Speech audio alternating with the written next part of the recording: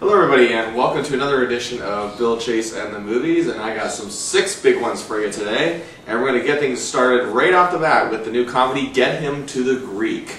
And this is the unofficial sequel to Forgetting Sarah Marshall, the brilliant 2008 comedy in which all the cast members of that film really contributed a big portion of that film. There was not one person who was useless in that film. It's just one of those comedies where everybody just pulls together and just makes it as funny as it was. However, the one performance that people remember about that movie was by Russell Brand as pretentious, phony rock star type Aldous Snow.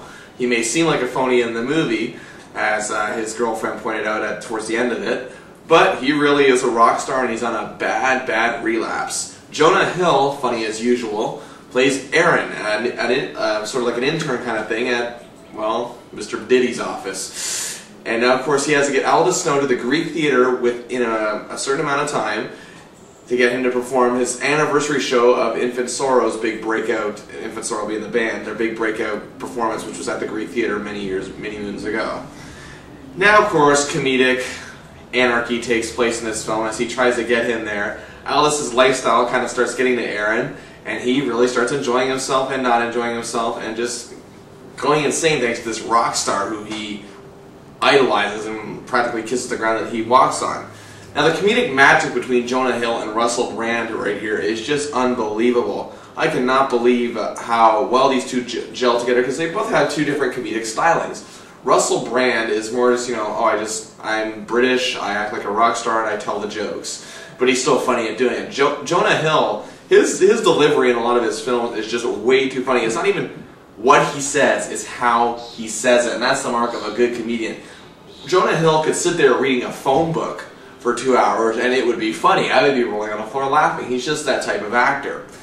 Now, these two seem to have a magic element within each other. Like, say, back in the 80s, someone like, say, I don't know, Steve Martin and Martin Short would have.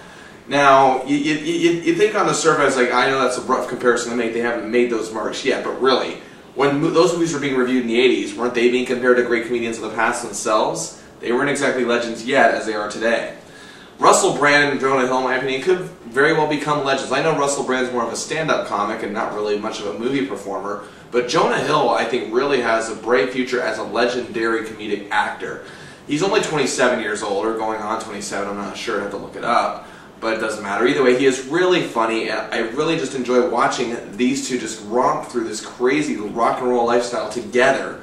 And with Aaron's job on the line, and, well, pretty much Aldous Snow's reputation on the line, which really in the rock star world doesn't mean too much, they have to make this whole thing work, and as different as they are, they're pretty much the same at times.